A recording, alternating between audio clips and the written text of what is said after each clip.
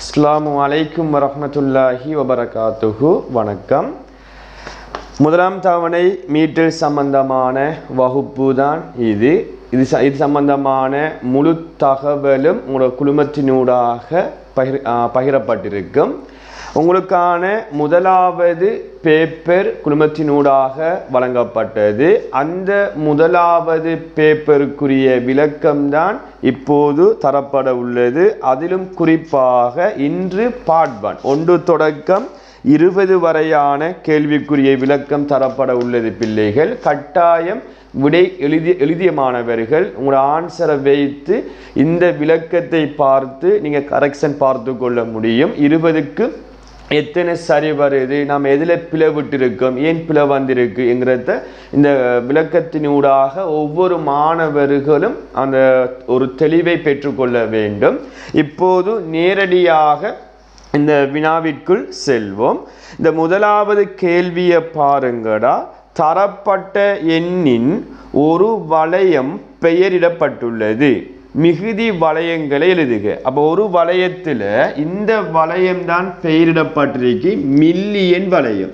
நாம் இடப்பெருமானம் என்ற அலகுல தெளிவாக படிச்சிருக்கோம். வளையம் 4 வகைப்படும். அலகு வளையம், 1000 வளையம், மில்லியன் வளையம், பில்லியன் வளையம் என்று. ஒவ்வொரு வளையத்துக்குள்ளேயும் 3 பிரதான கூறுகள் இருக்கு. அலகு வளையத்துக்குள்ள 1கள், 10கள், 100கள், இந்த 3ம் சேர்ந்து அலகு வளையம். 1000 வளையத்துக்குள்ள 1000, 10,000, 100,000, இந்த 3ம் சேர்ந்து 1000 வளையம். மில்லியன் வளையத்துக்குள்ள 1 மில்லியன், 10 மில்லியன், 100 மில்லியன். பில்லியன் வளையத்துக்குள்ள 1 பில்லியன், 10 பில்லியன், 100 பில்லியன் என்று படிச்சிருக்கோம். அப்ப அந்த விடயம் தெரிந்தால்தான் இது மில்லியன் வளையம் என்று சொன்னா முதலாவது வார 3 பெருமானங்களும் சேர்ந்து உங்களுக்கு தெரியும் அலகு வளையம். அலகு வளையம் இரண்டாவது வார இந்த 3 பெருமானமும் சேர்ந்து 1000 வளையம். 1000 வளையம். இவ்வாறு அந்த ரெண்டையும் நீங்க நிரப்பிக்கொள்ள வேண்டும். இந்த முதலாவது கேள்வி சரி என்று சொன்னா 2 புள்ளிகள் வழங்க வேண்டும். சரியா? அப்ப 20 கேள்விக்கும் ஒவ்வொரு வினாவிற்கும் 2 புள்ளிகள் வீதம் 40 மார்க்ஸ் அந்த 20 கேள்விக்கும் கிடைக்கும். அப்ப ஃபர்ஸ்ட் கேள்வி சரி என்று சொன்னா நீங்களாகவே ரெட் பெண்ணால சரி போட்டு 2 புள்ளிகளை போட முடியும். இப்ப இரண்டாவது கேள்வியை பாரு. எண் சட்டத்தில் காட்டப்பட்ட எண்ணை எழுதுக. அப்போ ஒரு அபாகஸ், ஒரு எண் சட்டத்தில் அந்த கம்பியில சில வளையங்கள் தரப்பட்டிருக்கு. இதில் பெருமானம் என்னன்னு கேட்டால் ஒரு ஈஸியான ஒரு கேள்வி, இலகுவான ஒரு கேள்வி. 1ஆம் இடத்துல பாருங்க ஒரு வளையம் இருந்த 1ன்னு போடணும். 10ஆம் இடத்துல எந்த வளையமும் இல்லைன்னு சொன்னா 0. 100களில் 3 இருக்கு, 1000களில் 4 இருக்கு, 10,000களில் 2 இருக்கு. அப்ப இது எவ்வாறு வாசிக்கப்படும் என்று சொன்னா 24,301 என்று வாசிக்கப்படும். அப்ப வாசிக்கிற முறையை கேட்கல, கேள்வி அந்த எண்ணை எழுத வேண்டும் என்று சொன்னா இதுதான் இந்த கேள்விக்கான பதிலாக இருக்கும். ஸோ 24,301 இருந்தால் தான் இந்த வினாவிற்கு உங்களுக்கு 2 புள்ளிகள் வழங்கப்படும். இப்ப 3வது கேள்வியை பாருங்கடா. 175 400ஆல பெருக்கணும். இது எப்படி இலகுவாக பெருக்குவது என்று சொன்னா இப்ப 100, 200, 300, 400 இப்ப 100 வந்தா இலகுவாக பெருக்கிக் கொள்ள முடியும். 175ஓட அந்த 100க்கு 2 பூஜ்ஜியம் என்றா 175ஓட 2 பூஜ்ஜியத்தை சேர்த்தா விட வரும்.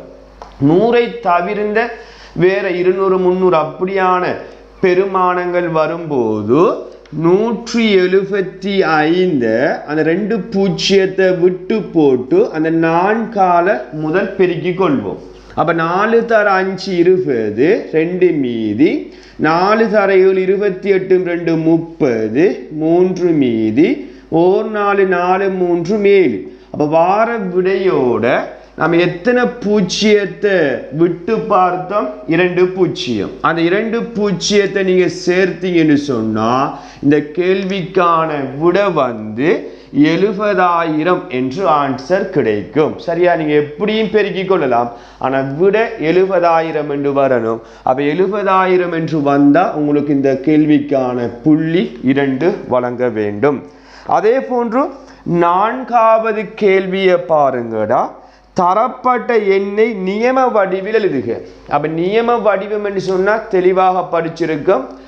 வலமிருந்து இடம் நோக்கி 3 பெருமானங்களாக பிரிக்கப்படுபவைதான் நியம வடிவம். ஸோ எழுத்துல தரப்பட்டிருக்கு 65 மில்லியன். அப்ப 65 மில்லியன் என்று சொன்னா இதுதான் 65. ஒவ்வொரு வளையத்துக்குள்ளேயும் எத்தனை பெருமானம் இலக்கங்கள் காணப்பட வேண்டும்? 3. அப்ப இந்த 2 இலக்கம் வருதுன்னு சொன்னா 3வது இலக்கம் பூஜ்ஜியமாக நீங்க போட்டுக்கொள்ள வேண்டும் கட்டாயம். ஏனென்று சொன்னா நியம வடிவம் என்று தலைப்பு சொல்லப்படுது. அப்ப 65 மில்லியன் 16,000. 16,000 சொன்னா இப்படி போடையில இதான் 16. ஸோ முன்னுக்கு நீங்க பூஜ்ஜியத்தை போட்டுதான் 16,000 என்று எழுதணும். 16,606 என்று வரும். அப்போ ஒவ்வொரு வளையத்துக்குள்ளேயும் பாருங்க 3 இலக்கங்களை கொண்டவை தான் நியம வடிவம். அப்ப இது அலகு வளையம், இது 1000 வளையம், இது மில்லியன் வளையம். இதை நீங்க எழுதி போட்டு ஒரு கணம் வாசித்து பார்க்க வேண்டும். அவன் தரப்பட்ட அந்த எழுத்தும் நமக்கு வந்த பெருமானமும் ஒன்றா என்கிறத பார்க்கணும். அப்ப இது அலகு வளையம், 1000 வளையம், மில்லியன் வளையம் என்று சொன்னா 65 மில்லியன் 16,606 அவன் சொன்ன மாதிரி அந்த பெருமானம் வருது. அப்ப இதுதான் 4வது கேள்விக்கு பதிலாக இருக்கும். ஸோ இதுக்கும் சரி என்று சொன்னா 2 புள்ளிகளை நீங்க போட்டுக்கொள்ள வேண்டும். இப்ப 5வது கேள்வியை பாருங்க. பெரிது சிறிது என்ற ஒரு விடயத்தை நீங்கள் பதிவிட வேண்டும். பொருத்தமான எண்ணை கொண்டு இடைவெளி நிரப்புகன்னு சொன்னா மறை 2வோட பெருசு. மறை 2ண்டா மறை 2. இப்ப 2ம் மறை பெருமானம் வந்தா பிள்ளைகள் இப்ப மறை 1ம் மறை 2ம் வருதுன்னு எப்பவுமே. அப்ப 2ம் மறை பெருமானம் வரும்போது எது பெரிது என்கிறத எப்படி தீர்மானிக்கணும் என்று எண் கோடு என்ற பாடத்துல படிச்சிருக்கோம்.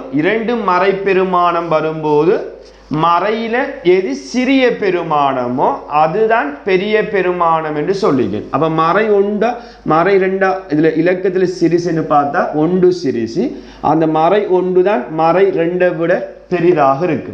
அப்ப இங்க கேள்வியை பார்த்தா இப்ப உங்களுக்கு தெரியும் மறை பெருமானம் என்று சொன்னா பூஜ்ஜியத்துக்கு இடப்பக்கம் வாரவை தான் மறை பெருமானம். அப்ப மறை 2 வருதுன்னு சொன்னா மறை 2 விட பெரிய பெருமானம் கேட்டா நீங்க இவர்த்த மறை 1 அல்லது 0 அல்லது 1 நேர் 1 நேர் 2 இப்படி நீங்க எந்த இலக்கத்தையும் போடலாம். சரிதானே? அப்ப மறை 2 விட நான் போட்டிருக்கேன் மறை 1 என்று போட்டிருக்கேன். நீங்க இவரத்தை 0 போட்டாலும் சரி 1 போட்டாலும் சரி 2 நீங்க நேர்பெருமானம் எந்த பெருமானம் போட்டாலும் சரி அப்படி சரியாக இருந்தா நீங்க அதுக்கும் மார்க் பண்ணி 2 புள்ளிகளை போட முடியும். சரிதானே? ஓகே. இப்ப 6வது கேள்வியை பாருங்க. நியம வடிவில் எழுதுக. நியம வடிவில் எழுதுக என்று சொன்னா அதுல முதலாவது 4:30 PM என்று தரப்பட்டிருக்கு. PM என்று சொன்னா பிற்பகல், அது உங்களுக்கு தெரியும். அப்ப இதை நியம வடிவத்தில் எழுதணும் என்று சொன்னாடா பிற்பகல் என்று வந்தா 12 மணித்தியாலத்தை தரப்பட்ட நேரத்துடன் கூட்ட வேண்டும். அப்ப இதனுடன் கூட்டும் போது 16:2.30 இவ்வாறு தான் எழுதி கொள்ள வேண்டும். இதுக்கு பிற்பகல் அப்படி அந்த மார்க் அந்த குறியீட்டை நீங்க என்ன செய்யக்கூடாது? போடக்கூடாது. அதுல 2வது கேள்வியை பாருங்க. 8 மார்ச் 2016 அதாவது உங்களுக்கு அந்த திகதி தரப்படுது. ஆண்டு 4 இலக்கங்களையும் மாதம் 2 இலக்கங்களையும் நாள் 2 இலக்கங்களையும் கொண்டிருக்க வேண்டும் என்று படிச்சிருக்கோம். அப்ப 8 என்று சொன்னா 0 8 2 இலக்கம் சேர்ந்து வார மாதிரி எழுதணும். ஒரு சிறு கோடை போட்டு மார்ச் மாதம்ங்கிறது 3ஆம் மாதம் ஒரு சிறு கோடு 2016 இவ்வாறு எழுதலாம். அல்லது 2016 ஒரு சிறு கோடு 3ஆம் மாதம் 08 திகதி. இப்படியும் இந்த 2 மெத்தட்ல உங்களுக்கு எந்த மெத்தட்லயாவது எழுதியிருந்தா நீங்க 2 புள்ளிகளை போட முடியும். இதுதான் அந்த 6வது கேள்விக்கான விடையாக இருக்கும். ரைட். இப்போ 7வது கேள்வியை பாருங்கடா. 7வது கேள்வி என்னன்னு சொன்னா, புத்தகம் ஒன்றின் விலை ரூ.36 12 புத்தகங்களின் விலையை கேட்கான். அப்ப சின்ன விடையை பெருக்க தெரியுமாங்கிறத பாருங்க. 36 12ஆல பெருக்க வேண்டும். 2 6ஆல பெருக்கினா 12 1 மீதி 2 தர 3 6 1 7 என்று வரும். 6 6 ஓர் 3 3. இதை நீங்க என்ன செய்ய வேண்டும்? கூட்டிக் கொள்ள வேண்டும். அப்ப 2க்கு கீழே எப்பயும் 0 இருக்கும். அப்ப 2 0 2 7 6 13 1 மீதி அதை 3ஓட சேர்க்கும் போது 4. அப்ப 432 என்று வரும். அப்ப 432 என்று சொன்னா இந்த கேள்விக்கு நீங்க 2 புள்ளிகளை போட முடியும். இப்ப 8வது கேள்வியை பார்த்தீங்க என்று சொன்னா 4 6 5 7 2 4 8 0 6 7 என்ற ஒரு எண் கூட்டம் ஒன்று தரப்படுது. நியம வடிவில் எழுதட்டும். நான் ஏற்கனவே சொல்லியிருக்கேன், நியம வடிவம்ங்கிறது வலம் இருந்து இடம் நோக்கியவாறு 3 3 இலக்கங்களாக பிரிக்க வேண்டும்.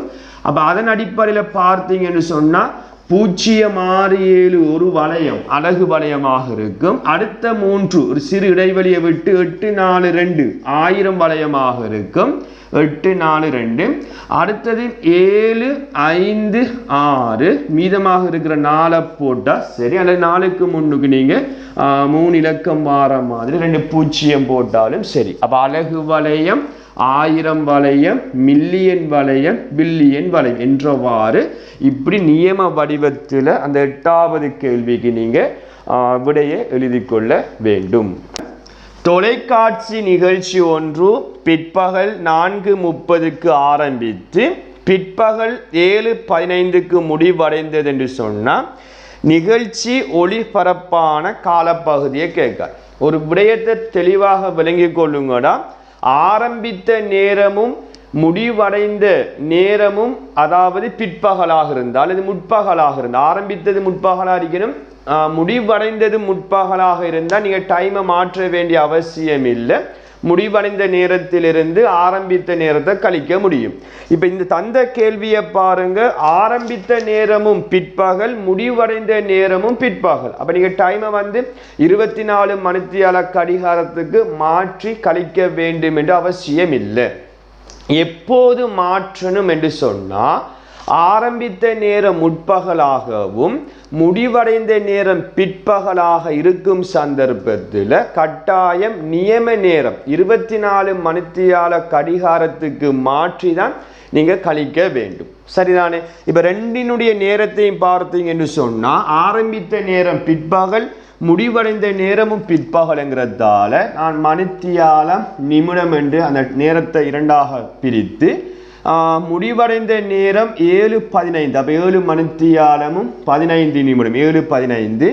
ஆரம்பித்தது 4:30. அப்போ 4 மணித்தியாலம் 30 நிமிடம் என்று போட்டு அந்த நடைபெற்ற கால பகுதியை கேட்ட கழிக்க வேண்டும். கழிக்கும் போது கீழுக்கு வார பெருமானத்தை விட மேலுக்கு வார பெருமானம் எப்படி இருக்கணும்? அதிகமாக இருக்கணும். அப்படி அதிகமாக இல்லைன்னு சொன்னால் கடன் வாங்கணும் என்று படிச்சிருக்கோம். அப்ப நிமிடத்துக்கும் மணித்தியாலத்துக்கும் தொடர்பு 60. ஒரு மணித்தியாலம் 60 நிமிடம் என்கிறத தெரியணும். அப்ப மணித்தியாலம் ஒன்றை கொடுக்க போல 60ஆக மாறும். அப்ப ஏற்கனவே 15 இருக்கு. அப்ப 60 15 கூட்டும் போது 75 மேலுக்கு வரும். இப்போ 75ல் இருந்து தான் 30 கழிக்கணும், சரிதானே? அப்போ 5ல் இருந்து 0 போனால் 5 வரும், 7ல் இருந்து 3 போனால் 4. இப்போ இவர் தான் கொடுத்தது. அப்போ 7 இருக்கிற இடத்துல 6 வரும், 6ல் இருந்து 4 போனால் 2. அப்போ 2 மணித்தியாலமும் 45 நிமிடமும் என்று ஆன்சர் கிடைக்கும். அப்போ நீங்கள் கடைசியாக 2 மணித்தியாலம் 45 நிமிடம் என்று எழுதி கொள்ள வேண்டும்.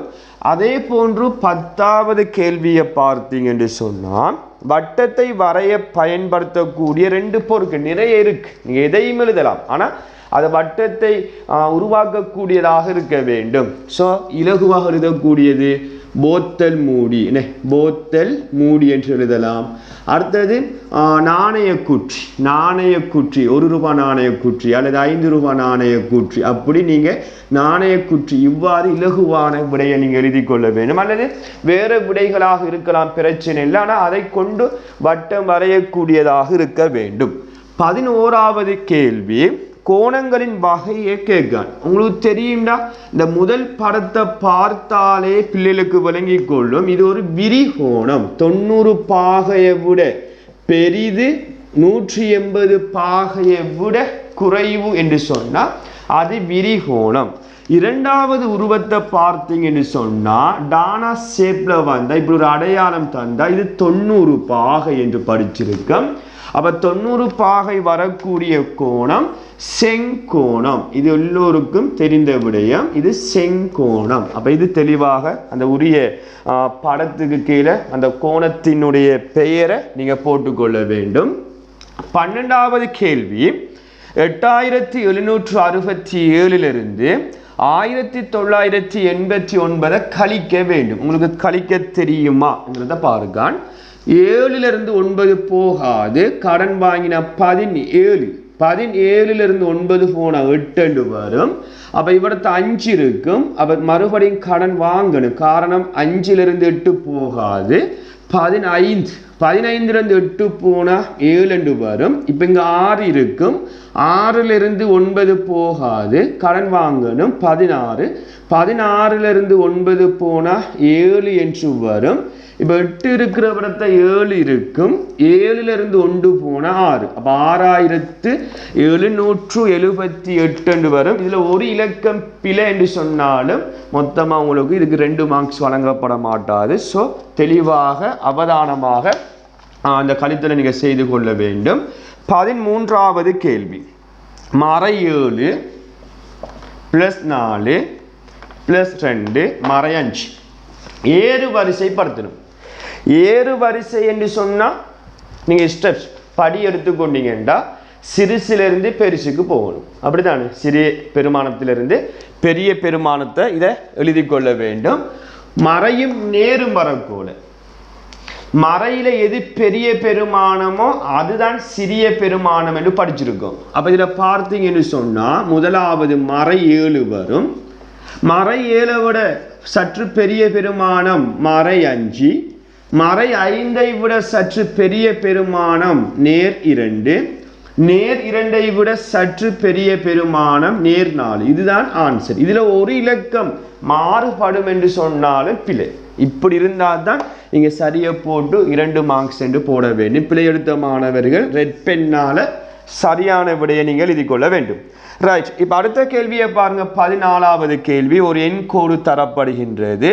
அப்போ இவர்த்த 0 தாரான். ஏனைய பெருமானத்தை நீங்கள் அந்த எண் கோட்டில் நோட் பண்ணி விட்டு மறை 3ஐயும் 4ஐயும் என்ன செய்யட்டாம், எண் கோட்டின் மீது குறிக்கட்டாம் என்று சொன்னால், மறை 3க்கு மேலே ஒரு டொட்டை வச்சு நீங்கள் காட்ட வேண்டும். அதே போன்று நேர் 4, நேர் 4க்கு மேலே நீங்கள் ஒரு மார்க் பண்ணி காட்ட வேண்டும். இதுதான் ஒரு இலகுவான ஒரு கேள்வி, எண் கோட்டில் குறிக்க சொல்கிறது. சில நேரம் எண் கோட்டில் குறிக்க வச்சு போட்டு அதில் பெருமானத்தையும் கேட்பான். அப்போ அதுவும் ஒரு இலகுவான ஒரு கேள்வியாகவும் அமையும். ரைட், அதே போன்று 15வது கேள்வியை பாருங்கடா. மறை 2 ஒரு பெட்டி, மறை 15. அந்த அடையாளம் தந்திருக்கேன், பெரிசா சிறிசா சமனா. அப்போ இது ஏற்கனவே பார்த்துட்டோம். 2 மறை பெருமானம் வரும்போது மறையில் எது சிறிய பெருமானமோ அதுதான் பெருசு. ஆகவே 2 மறை பெருமானம் 2 தான் ஆக சின்னது. அப்போ மறை 2 தான் மறை 15ஐ விட சிறிய பெருமானமாக பெரிய பெருமானமாக காணப்படும். இது எவ்வாறு வாசிக்கப்படும் என்றால் முதல் என்ன இருக்காத ஃபர்ஸ்ட்டுக்கு வாசிக்கணும். மறை 2 பெரிது, மறை 2 பெரிது, மறை 15 இலும். சில நேரம் வாசிக்கிற முறையும் கேட்பான். அப்போ மறை 2 பெரிது, மறை 15 சிறிது என்று எழுதக்கூடாது. மறை 2 பெரிது, மறை 15 இலும் என்று எழுதி கொள்ள வேண்டும்.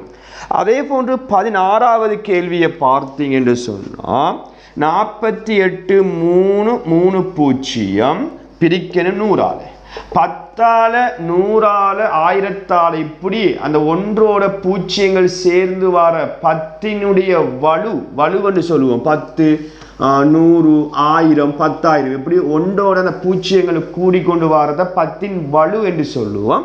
இப்படி 10ன் வலுவால பிரித்தல் வரக்கூட இலகுவாக எப்படி நேரடியாக விடையை பெற்றுக்கொள்வது என்று விளங்கப்படுத்திருக்கேன். அப்போ இங்கே இருக்கிற 2 சைபரையும் பெருமானத்தில் இருக்கிற 2 சைபரையும் வெட்டினா மீதமாக 4830 என்று விட வரும். ஸோ தெளிவாக அந்த விடயத்தை நீங்கள் மேற்கொள்ள வேண்டும்.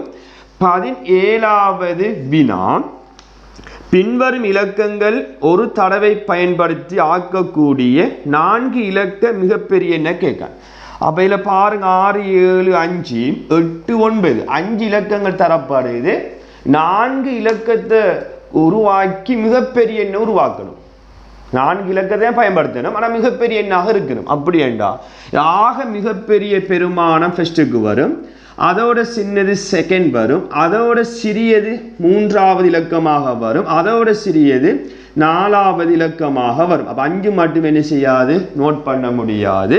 அப்போ இந்த 4 இலக்கங்களையும் கொண்டு ஆக்கக்கூடிய மிகப்பெரிய பெருமானம் 9876 என்று விடை கிடைக்கும். இப்போ 18வது கேள்வியை பாருங்க. 18வது நான் மேல் எழுதி கொள்றேன். மறை 2 தொடக்கம் 3 வரையுள்ள நிறை எண்.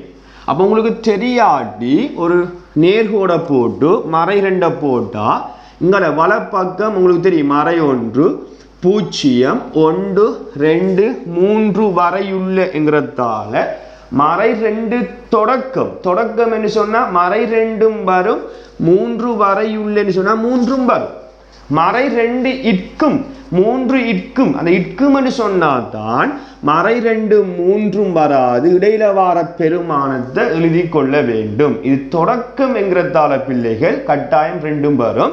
ஸோ அந்த பெருமானத்தை கேட்கான். அப்போ நீங்கள் எண் கூட போட்டு எழுதுறது உங்களுக்கு சிறப்பாக இருக்கும். மறை 2 மறை 1 0 1 2 3 இவ்வாறு அந்த பெருமானத்தை கமா போட்டு நீங்கள் எழுதி கொள்ள வேண்டும். இந்த 19வது கேள்வியை பாருங்க. 19வது கேள்வி என்னன்னு சொன்னால் 83. 19வது கேள்வி 83 மணித்தியாலத்தை நாட்களிலும் அவர் மணித்தியாலத்திலும் தரட்டான். ஒரு நாள் 24 மணித்தியாலம். அப்போ 83 24ஆல பிரிப்போம். ஏன் ஒரு நாள் 24 மணித்தியாலம். அப்போ 24 கூட்டி கொண்டு போகல 24 48 48ஓட 24 72. அப்போ 3 முறையாக வரும். 72 போட்டால் மீதி வந்து பாருங்க 3லிருந்து 2 போனால் 1, 8லிருந்து 7 போனால் 1 11. அந்த மேலுக்கு வாரது தான் நாள். அப்போ 3 நாள், கீழுக்கு வாரது 11 மணித்தியாலம் 11 மணித்தியாலம் என்று வரும். அப்போ அதுக்கான ஆன்சர் வந்து 3 நாளும் 11 மணித்தியாலமும் என்று விடை கிடைக்கும். அது மணித்தியாலங்கள். ஓகே, இப்போ கடைசி கேள்வியை பாருங்க. ஒரு உருவம் ஒன்று தரப்பட்டிருக்கு. இதில் எத்தனை சதுரங்கள் காணப்படுகின்றது என்று கேட்க. அப்போ நம்ம என்ன செய்வோம், 1 2 3 4 5 6 7 8 9 இது ஒன்று செய்து 9 இப்படி எண்ணக்கூடியவாறு செய்யக்கூட சில நேரம் அது மிஸ் ஆகக்கூடிய ஒரு சந்தர்ப்பமாகவும் இருக்கும், கஷ்டமாகவும் இருக்கும், நேரமும் போய்விடும். இதை எப்படி இலகுவாக செய்வது என்று சொன்னால், சதுரம் என்றால் என்ன, நிறை, அதாவது கிடையாக வார எண்ணிக்கையும் நிலைக்குத்தாக வார எண்ணிக்கையும் சமனாக வரும். பாருங்க 1 2 3 இப்படி என்ன 1 2 3 நிலைக்குத்தாக எண்ணினாலும் 1 2 3 சரிதானே. அப்ப கிடையும் நிலைக்குத்தும் சமன் என்று சொன்னால் தான் அது சதுரம். அப்ப கிடையாகவும் 3 சதுரப்பெட்டி இருக்கு, நிலைக்குத்தாகவும் 3 சதுரப்பெட்டி இருக்கு. அப்ப நீங்க எதையும் எடுக்கலாம், கிடையையும் எடுக்கலாம் அல்லது நிலைக்குத்தையும் எடுக்கலாம். விளங்குதா? கிடையாக வார சதுரத்தினுடைய எண்ணிக்கையும் எடுக்கலாம், நிலைக்குத்தாக வார சதுரத்தினுடைய எண்ணிக்கையும் எடுக்கலாம். எதை எடுத்தாலும் பிரச்சனை இல்லை. நான் கிடையாக வார சதுரத்தினுடைய எண்ணிக்கை எடுக்கிறேன் 1 2 3. அப்போ போட்டு போட்டு அந்த ஒவ்வொரு எண்ணையும் நான் என்ன செய்ய போறேன் தெரியுமா? வர்க்கம் போட போறேன். வர்க்கம் 2 1 வர்க்கம் சகைய போட்டு 2 வர்க்கம் சக 3 வர்க்கம். வர்க்கம் என்று சொன்னா பிள்ளைகள் நல்ல ஞாபகம் வச்சுக்கொள்ளுங்க. ஒன்றை அதே ஒன்றால பெருக்கிறேன். இப்போ ஒன்றுன்னு சொன்னா அதை இன்னும் ஒரு ஒன்றால போட்டு பெருக்கணும். 2 தடவை வருது. அப்போ ஒன்றால பெருக்கினா 1 என்று வரும் சாக. இப்போ 2 அதே 2ஆல பெருக்கிறேன். அப்போ 2ஆல பெருக்கினா 4 என்று வரும் சாக. 3 வர்க்கம் என்றால் 3 பெருக்குது. 3ஆல பெருக்கினா 9 என்று வரும். சரிதானா? அப்படி போட்டு இது அவ்வளவுத்தையும் கூட்டும் போது இங்கு வரக்கூடிய சதுரங்களின் எண்ணிக்கை வரும். அப்போ 9 4 13 13 1 14. அப்போ 14 சதுரங்கள் என்று இந்த கேள்விக்கு பதில் வரும். இப்படி இலகுவாக இப்படியான சதுர கேள்விகள் வரும்போது மிக இலகுவாகவும் விரைவாகவும் இந்த மெத்தடை பயன்படுத்தி நீங்க செய்து கொள்ள முடியும் பிள்ளைகள். அப்ப இவ்வளவுதான் அந்த 1 தொடக்கம் 20 வரையான கேள்விக்கான விளக்கம். இன்ஷா அல்லாஹ் அப்போ உங்களுக்கு வழங்கப்பட்ட நேர சூசிப்படி அடுத்த வகுப்புல பார்ட் 2விற்கான விளக்கம் தரப்படும். ஆகவே கட்டாயம் இந்த பார்ட் 2 விளக்கத்துக்கு முதல் அனைத்து மாணவர்களும் முடிந்த அளவுக்கு அந்த பார்ட் 2ல இருக்கக்கூடிய எல்லா கேள்விகளையும் நீங்கள் செய்து வைக்கும் போதுதான் அப்போ விளக்கம் தரும்போது நீங்கள் விட்ட தவற புரிந்து கொள்ளக்கூடியதாக இருக்கும். ஸோ கரெக்ஷன் பார்த்து அது எத்தனை சரி வருது எத்தனை பிழை வருதுங்கிறத செக் பண்ணி கொள்ள முடியும் பிள்ளைகள். கட்டாயம் அடுத்த பேப்பர் வழங்கப்படுத்துறதுக்கு முதல் அந்த பார்ட் 2வை எல்லா மாணவர்களும் செய்திருக்க வேண்டும் என்ற விடயத்தை கூறிக்கொண்டு விடைபெறுகின்றேன். நன்றி, வணக்கம்.